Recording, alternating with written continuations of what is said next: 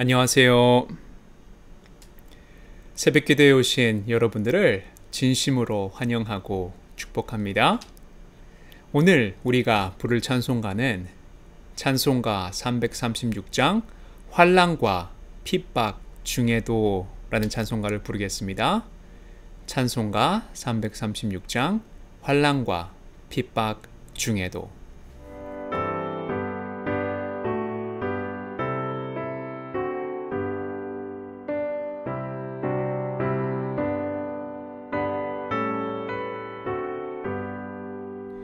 환난과 핍박 중에도 성도는 신앙 지켰네.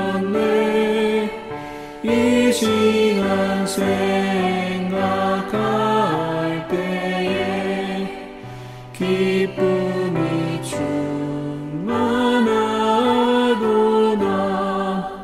성도의 신앙 따라서 죽도록 충성하겠네. 옥중에 매인 성도나 양심은 자유원 없네. 우리도 고난 받으면 죽어도 영광 되도다. 성도의 신앙 따라서 죽도록 충성하겠네.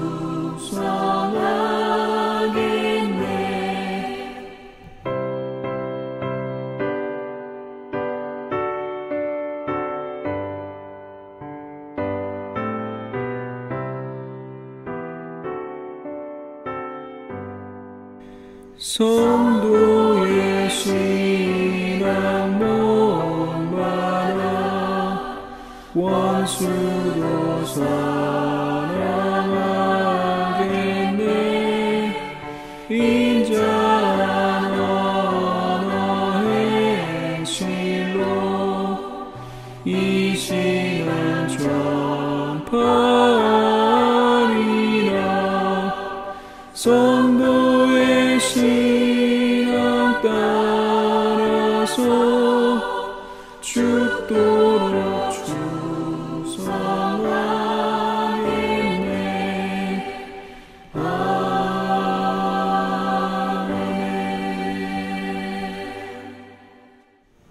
기도하겠습니다.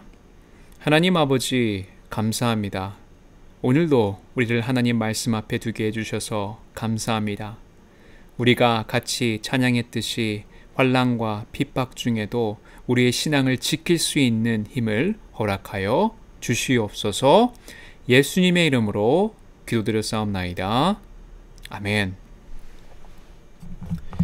오늘 하나님께서 주시는 말씀은 다니엘서 11장 20절에서 35절까지의 말씀입니다. 다니엘서 11장 20절에서 35절까지의 말씀입니다. 그 왕위를 이을 자가 압제자를 그 나라의 아름다운 곳으로 두루 다니게 할 것이나 그는 분노함이나 싸움이 없이 몇 날이 못되어 망할 것이요 또 그의 왕위를 이을 자는 한 비천한 사람이라. 나라의 영광을 그에게 주지 아니할 것이나 그가 평안한 때를 타서 속임수로 그 나라를 얻을 것이며 넘치는 물 같은 군대가 그에게 넘침으로 말미암아 패할 것이요 동맹한 왕도 그렇게 될 것이며 그와 약조한 후에 그는 거짓을 행하여 올라올 것이요 소수의 백성을 가지고 세력을 얻을 것이며 그가 평안한 때에 그 지방의 가장 기름진 곳에 들어와서 그의 조상들과 조상들의 조상이 행하지 못하던 것을 행할 것이요 그는 노략하고 탈취한 재물을 무리에게 흩어주며 계략을 세워 얼마 동안 산성들을 칠 것인데 때가 이르기까지 그리하리라. 그가 그의 힘을 떨치며 용기를 다하여 큰 군대를 거느리고 남방왕을 칠 것이요 남방왕도 심히 크고 강한 군대를 거느리고 맞아 싸울 것이나 능히 당하지 못하리니 이는 그들이 계략을 세워 그를 침이니라. 그의 음식을 먹는 자들이 그를 멸하리니 그의 군대가 흩어질 것이요 많은 사람이 엎드러져 죽으리라. 이 두 왕이 마음에 서로 해하고자 하여 한 밥상에 앉았을 때에 거짓말을 할 것이라. 이 일이 형통하지 못하리니 이는 아직 때가 이르지 아니하였으므로 그 일이 이루어지지 아니할 것임이니라. 북방 왕은 많은 재물을 가지고 본국으로 돌아가리니 그는 마음으로 거룩한 언약을 거스르며 자기 마음대로 행하고 본토로 돌아갈 것이며 작정된 기한에 그가 다시 나와서 남방에 이를 것이나 이번이 그 전번만 못하리니 이는 기뜸의 배들이 이르러 그를 칠 것임이라. 그가 낙심하고 돌아가면서 맺은 거룩한 언약에 분노하였고 자기 땅에 돌아가서는 맺은 거룩한 언약을 배반하는 자들을 살필 것이며 군대는 그의 편에 서서 성소 곧 견고한 곳을 더럽히며 매일 드리는 제사를 폐하며 멸망하게 하는 가증한 것을 세울 것이며 그가 또 언약을 배반하고 악행하는 자를 속임수로 타락시킬 것이나 오직 자기의 하나님을 아는 백성은 강하여 용맹을 떨치리라. 백성 중에 지혜로운 자들이 많은 사람을 가르칠 것이나 그들이 칼날과 불꽃과 사로잡힘과 약탈을 당하여 여러 날 동안 몰락하리라. 그들이 몰락할 때에 도움을 조금 얻을 것이나 많은 사람들이 속임수로 그들과 결합할 것이며 또 그들 중 지혜로운 자 몇 사람이 몰락하여 무리 중에서 연단을 받아 정결하게 되며 희게 되어 마지막 때까지 이르게 하리니 이는 아직 정한 기한이 남았습니다. 우리가 묵상하고 있는 다니엘서는 진정한 타임 머신입니다. 다니엘서 1장부터 12장까지는 거의 500년의 역사를 다루고 있습니다. 그 500년 역사 가운데 100년 가까이는 다니엘 자신이 하나님께서 말씀하시는 것을 그대로 이루시는 것을 두 눈으로 목격합니다. 그리고 우리들은 다니엘서와 역사를 통해 400년의 역사가 정말로 하나님께서 예언하신 대로 그대로 이루어졌는가를 살펴보는 것입니다. 그런데 놀랍게도 하나님께서 예언하신 모든 것들이 역사 속에 그대로 흘러가는 것을 체험합니다. 오늘 우리가 읽은 다니엘서 11장은 남방왕과 북방왕 사이에 일어난 전쟁을 예언하고 있습니다. 그런데 이 전쟁을 잘 들여다보면 이 전쟁은 하나님의 백성들과 하나님의 눈이 머물고 계신 예루살렘 성전에 직접적인 영향을 주고 있는 전쟁이라는 것을 알 수 있습니다. 그러므로 우리는 이 전쟁을 통해 하나님은 그의 백성들을 시험하시고 연단하면서 장차 하나님의 아들을 보내실 길을 예비하시기 위해 지금 이 전쟁을 일으키시고 계신다는 것을 우리는 성경을 통해 배울 수 있는 것입니다. 그래서 우리는 세계의 역사 혹은 세계사에 대해서 이런 큰 정의를 내릴 수 있습니다. 바로 세계사는 교회를 중심으로 움직인다는 것입니다. 세계사는 교회를 중심으로 움직인다. 역사의 중심은 교회, 즉 예수 그리스도를 주로 고백하는 자들을 위주로 해서 돌아간다는 것입니다. 우리 가운데 일어나고 있는 모든 일들도 우리는 이렇게 볼 수 있는 것입니다. 역사를 주관하시는 하나님은 교회 중심으로 모든 역사를 움직이신다.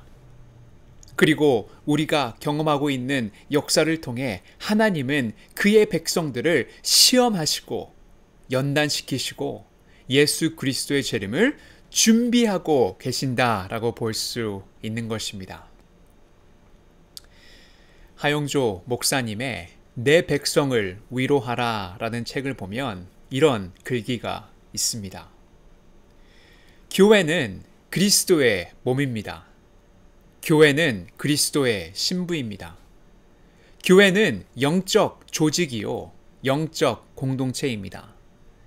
우리에게는 가정, 직장, 학교 등의 공동체가 있지만 교회를 그것 중에 하나로 생각해서는 안 됩니다. 만약 그렇게 생각한다면 교회는 매일 싸우고 분열하고 헤어지고 냄새나는 일밖에 못할 것입니다.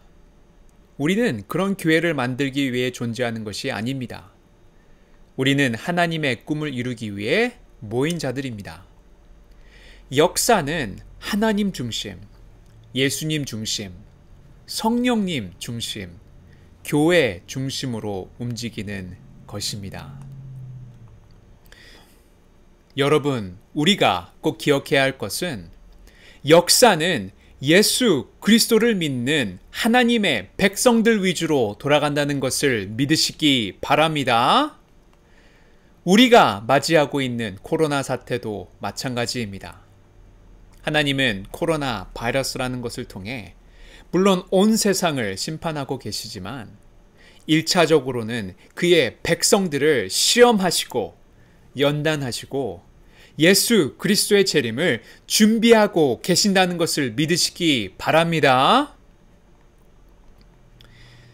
저번 주에 한 장로님께서 이재철 목사님의 한 유튜브 영상을 추천해 주셨는데 이 영상을 보니까 이재철 목사님께서 무슨 말씀을 하시냐 하면 하나님께서는 교회를 향한 온라인 예배라는 대포를 쏘셨다고 하시면서 기독교 2000년 역사상 경험한 적이 없는 위기라고 할 수 있으며 제2의 종교개혁이 도래했다고 말씀하셨습니다.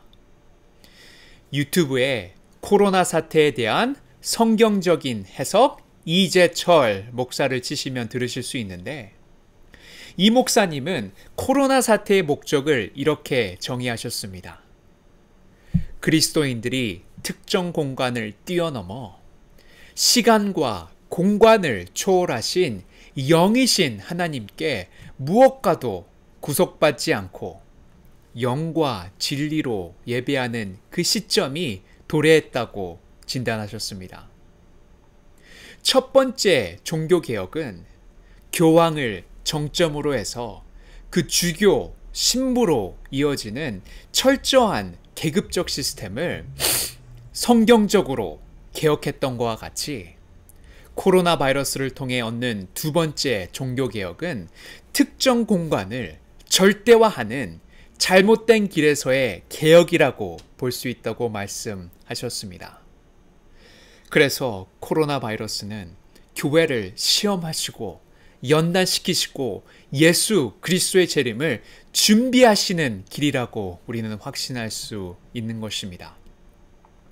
그래서 이 말씀을 묵상하면서 하나님께서는 그의 피로 세운 몸된 교회와 성도들이 역사의 주인공이라는 것을 알려주시는 것입니다. 왜냐하면 그 백성들을 통해서 하나님의 나라가 이루어지고 있기 때문입니다. 거대한 국가들, 쟁쟁한 재벌들, 세상을 호령하는 사람들이 이 세상의 주인공이 아니라 역사의 주인공이 아니라 조연들이라는 것입니다. 세계의 중심은 하나님의 아들 그리스도 예수시오 우리인 것입니다. 그럼 우리는 어떤 요소들을 마음에 품고 살아야 할까요? 두 가지만 말씀드리겠습니다.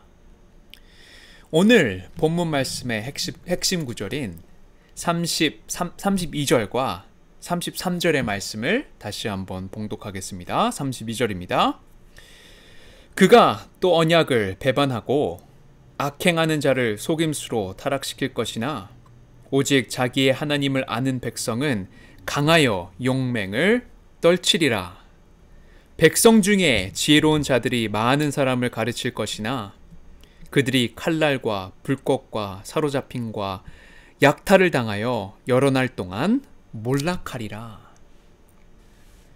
첫 번째는 32절에 보니까 어렵고 힘든 고난의 시간에서 하나님의 백성은 강하고 용맹을 떨치리라 라고 말씀하셨는데 이게 과연 무슨 뜻일까요? 우리는 이 뜻을 이해하기 위해서 앞에 부분을 먼저 집중해야 합니다. 앞에 부분을 보니까 하나님을 아는 백성은 강하여 용맹을 떨치리라 라고 말씀하셨습니다. 하나님을 아는 백성은 누구일까요?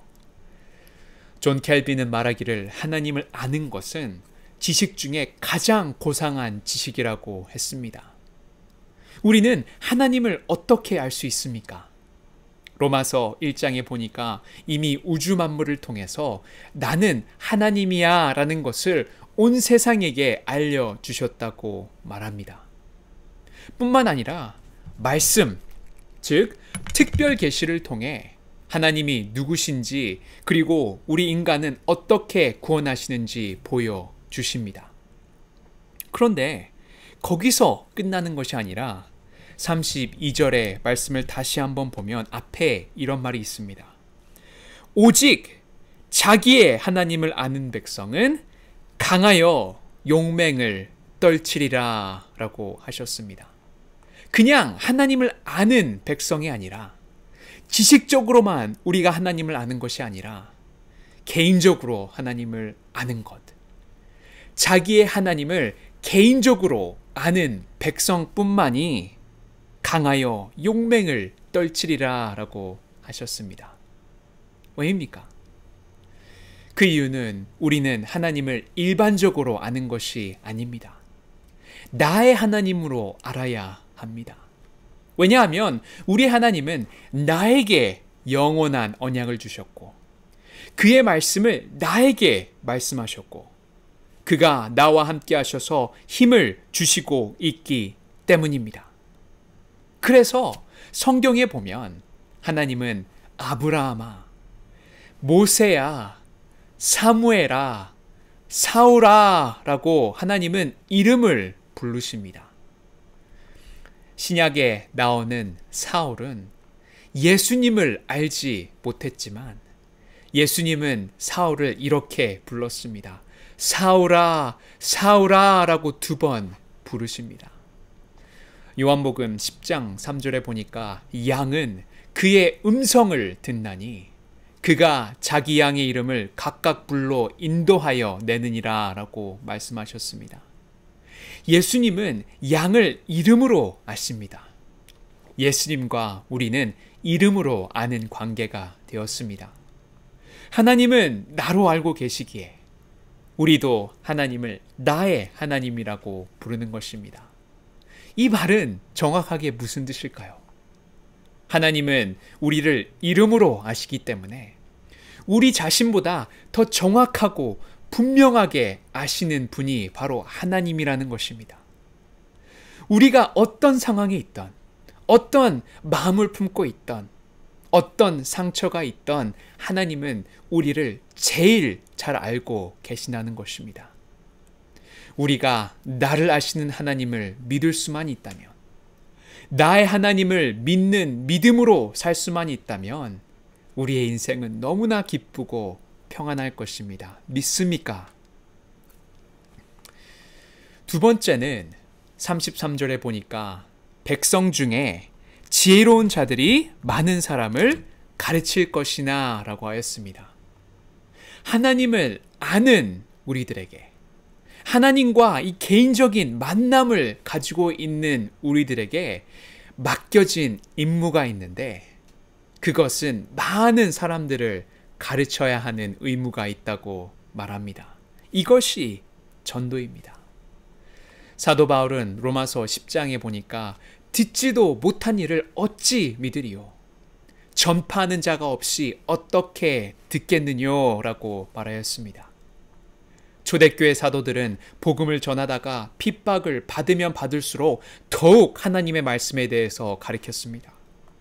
그들이 감옥에서 풀려나기만 하면 나와서 백성들에게 말씀을 가르쳤습니다. 성도들은 하나님의 복음을 전함으로써 하나님을 기쁘시게 하였습니다. 그러므로 말미암아 많은 교회가 영적으로 부요해지는 것도 성경 말씀에 보면 나와 있습니다. 그래서 항상 2가지를 기억하시기 바랍니다. 첫 번째는 하나님을 개인적으로 만나는 시간을 더 갈망하시기 바랍니다. 하나님을 또한 지식적으로도 더 많이 아시는 여러분들이 되시기를 주님의 이름으로 축원합니다. 그리고 두 번째는 그 지식들을 가지고 하나님과의 경험을 가지고 많은 사람들을 가르치시는 저와 여러분들이 되시기를 주님의 이름으로 축원합니다. 기도하겠습니다. 하나님 아버지 감사합니다. 우리는 하나님께 받은 사명이 있는 줄 압니다. 먼저 우리는 하나님과 올바른 관계 속에 있어야 합니다. 우리가 하나님을 개인적으로 만나는 시간들이 더 늘어날 수 있도록 인도하여 주시고, 우리가 새벽 기도나 금요 예배나 많은 양육과 훈련들을 통해 하나님을 아는 지식이 더 깊어질 수 있도록 인도하여 주시고, 그 지식들을 통하여 많은 사람들을 주님의 품으로 인도하는 우리 모두가 될 수 있도록 인도하여 주시옵소서. 예수님의 이름으로 기도드렸사옵나이다. 아멘. 이것으로 오늘 온라인 예배를 마치겠습니다. 시간이 되시는 분들은 하나님 앞에 개인적으로 나가시는 시간이 되시길 바랍니다. 감사합니다.